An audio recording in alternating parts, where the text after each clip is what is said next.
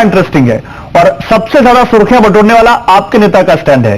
वो नीतीश कुमार जिन्होंने नरेंद्र मोदी के नाम पर गठबंधन तोड़ दिया था, वो नीतीश कुमार खुलकर नरेंद्र मोदी या कहें पीएम मोदी के इस फैसले के समर्थन में सबसे आगे और सबसे ज्यादा मजबूती से डटकर खड़े हुए हैं।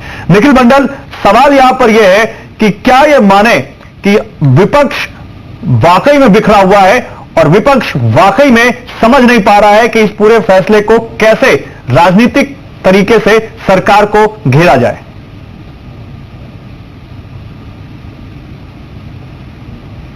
नहीं, देखिए, right from the first day, जिस दिन से नोटबंदी की बात आई उस दिन से लेके आज तक मुख्यमंत्री नीतीश कुमार जी ने खुल के नोटबंदी का स्वागत किया। और ऐसे भी इतिहास को अगर आप देखें तो जब भी देश हित की बात होती है, राजहित की बात होती है, तो हमारे मुख्यमंत्री नीतीश कुमार जी खुल के साथ देते हैं, चाहे वो जीएसटी का मामला हो, सर्जिकल स्ट्राइक का मामला हो या आज नोटबंदी की बात हो। हाँ, इसके इम्प्लीमेंटेशन को लेके हमने जरूर कुछ सवाल उठाए, क्योंकि हमें ये जरूर लगा कि ये एक अच्छी पहल थी। अगर ये अच्छे तरीके से और अच्छे इम्प्लीमेंटेशन के साथ अगर इसको लाया जाता तो ये जो समस्याएं, कुछ समस्याएं जो हैं, जो सच्चाई में है पूरे देश में जो समस्या, उसको लेकर के कहीं ना कहीं इसकी कमी होती अगर ये इम्प्लीमेंटेशन को तैयारी के साथ ये लोग करते। लेकिन जो नोटबंदी के साथ जो राजनीति हो रही है, तो मैं खुल के एक बात बोल दूं, जब भी देश हित की बात हो तो निश्चित रूप से सभी को साथ आना चाहिए। और उसी रूप को देखते हुए मुख्यमंत्री नीतीश कुमार जी ने नोटबंदी को एकदम सही करार दिया है। और उन्होंने तो उससे आगे बढ़ के भी कहीं ना कहीं जो पैसे, जो बेनामी प्रॉपर्टी है, कमाई के पैसे हैं, उनको लेकर के भी उन्होंने स्टैंड रखा है कि जल्द से जल्द ये सटीक मौका है और इससे अच्छा लेकिन निखिल मंडल कार्रवाई होने के लिए उन्होंने आग्रह किया है। निखिल मंडल, लगता नहीं आपको कि आप कांग्रेस और आरजेडी के साथ सरकार में हैं और वो दोनों पार्टियां खुलकर इसका विरोध कर रही हैं, इसका असर आपके गठबंधन पर भी पड़ सकता है? और दूसरा सवाल ये कि जो बिहार में या कहे पटना में जो इस वक्त सरगर्मियां हैं, उसका असर दिल्ली तक पहुंच रहा है और दिल्ली में बड़ी चर्चाएं गर्म है, तो इसके बारे में भी कुछ बताइए हमारे दर्शकों को। जी बिल्कुल, मैं दोनों बात पे आता हूं। पहली बात तो देखिए, हमने महागठबंधन किया, कोई मर्जर नहीं किया। सभी पार्टी की अपनी अपनी लाइन होती है और उस लाइन के तहत दोनों पार्टियां बहुत खफा है, आपको कोई कंफ्यूजन नहीं है। और बिहार में महागठबंधन जो है बड़ी मजबूती के साथ खड़ा है।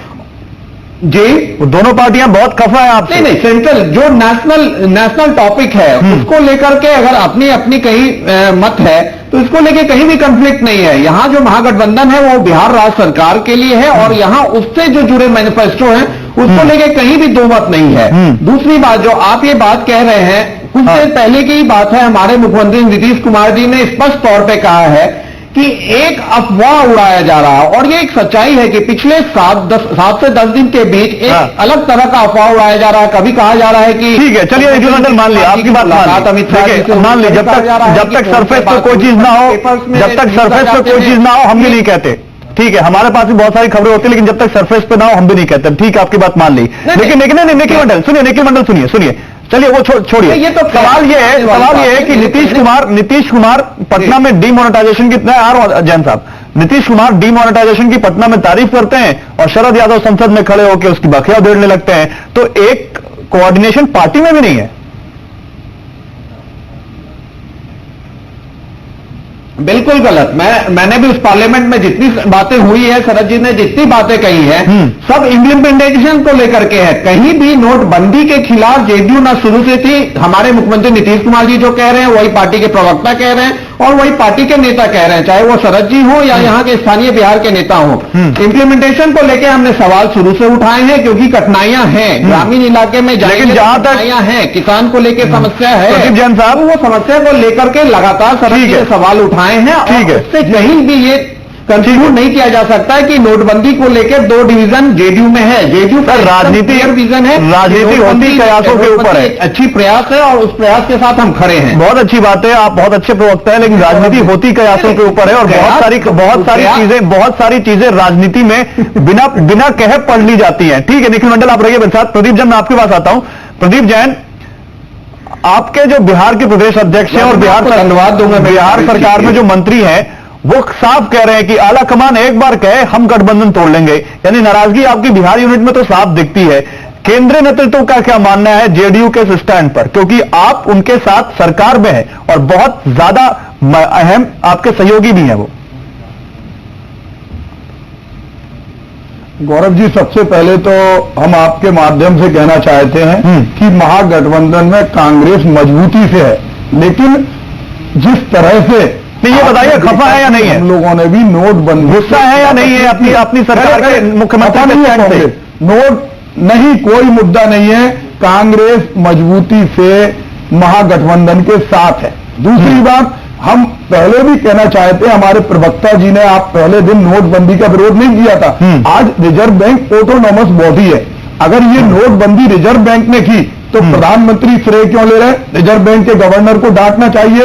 आज उनके सुब्रमण्यम स्वामी वित्त मंत्री का सवाल उठा रहे हैं, वो कह रहे हैं कि इसका निर्णय किसी को नहीं मालूम था। अगर रिजर्व बैंक के गवर्नर ने ये निर्णय लिया है, जैसे हमारे प्रवक्ता जी कह रहे हैं, तो इतनी बद इंतजामी के लिए उन्हें पद से हटाना चाहिए, पहली बात। दूसरी बात, आज प्रधानमंत्री भी उन 75 परिवारों में एक बार कभी पूछने गए कि नोटों की लाइन में हर दिन आज 7 लोग मरे, लाठियां गली, अस्पतालों में अपना ही कमाई का पैसा उसे आपने काला धन बता दिया। आपसे माननीय उच्चतम न्यायालय ने कहा कि आप, चलिए जवाब लेते, नरेंद्र निजात जवाब लेते आप किस बात पर? नरेंद्र निजात ने पकड़ लिया, जवाब लेते हैं। इसने 12 लाख हजार करोड़ का करप्शन किया, कभी पकड़ा? 2D स्पेक्ट्रम की नीलामी हुई, 5 लाख हजार करोड़ की बात करते थे, 14,000 करोड़ में आज नोटबंदी में 27,000 करोड़ रुपए का खर्चा है। 500 करोड़ केवल काला धन था। ओके, इसके अलावा आप नक्सलाइट और आतंकवादी का 50% पैसा लेकर, नहीं, तो आप क्या मानते हैं प्रदीप जैन साहब? आप नहीं मानते कि इससे नक्सलियों के ऊपर आतंकवादियों की जो फंडिंग हो रही थी? आपको जवाब देता हूं, इसका समय दीजिए, शांत हुई, जवाब लीजिए, जवाब दीजिए नरेंद्र, जवाब दीजिए, शांत हुई। नरेंद्र आ रहा हूं, संजीव मिश्रा आपके पास आ रहा हूं। नरेंद्र जवाब इनके पास, अरे सुन तो लीजिए, आपने पहले सर्टिफिकेट नहीं दिया, जवाब नहीं है। रिजर्व बैंक वाला नहीं दिया, स्मार्ट बैंक साहब सुन लीजिए, कोई जवाब नहीं। आपके नोट कागज हो गए, आपका दुख मैं समझता हूं, पर सुनिए, आपके नोट कागज हो गए, मैं दुख समझता हूं आपका, पर सुनिए, आपके पास तो आ गए 2,000 के नोट, जिसको आप, मैं यही कह सकता हूं साहब, रिजर्व बैंक के गवर्नर से 2,000 के नोट आ गए। सर हम क्या बातें कर रहे हैं? सर हम क्या बातें कर रहे हैं? हम क्या बातें कर रहे हैं? तो आरबीआई कहिए ना, क्या करेगा? आरबीआई रिकमेंडेशन दे सकता है, ये फैसला कार्रवाई करें जिनके पास ये आरबीआई रिकमेंडेशन करता है, फैसला सरकार लेती है। दूसरी बात आप सुनिए, दूसरी बात, आप बार बार नक्सलवादियों को कह रहे हैं, आप बोल रहे हैं वो क्या हमने ये कानून लेकर के आ गए हैं, नीति? आप पहले ये आप बीच में बोलना बंद करिए, ठीक है, बोलना बंद करिए हुजूर। ये पूरी रिपोर्ट है, ये पूरी रिपोर्ट, आप नक्सलवादियों की बात कर रहे हैं, ये आरबीआई की पूरी रिपोर्ट है। इनको चुप कराइए। जैन साहब प्लीज थोड़ा समय दे दीजिए, थोड़ा सा। अरे ये चुप कराइए इनको भैया, बोलने दीजिए। हाँ बोलिए नरेंद्र जी, अपनी बात कंप्लीट कीजिए। जैन, अच्छा, नक्सलवादी की बार बार बात कर रहे हैं, 8 बजे से लगातार। नक्सलवादी हो या कोई भी हो, कोई गलत आदमी एक पैसा जमा करेगा, ये कांग्रेस सरकार नहीं है, ये बीजेपी सरकार है। पाकिस्तान को जाके अंदर खदेड़ दिया था, उनको भी खदेड़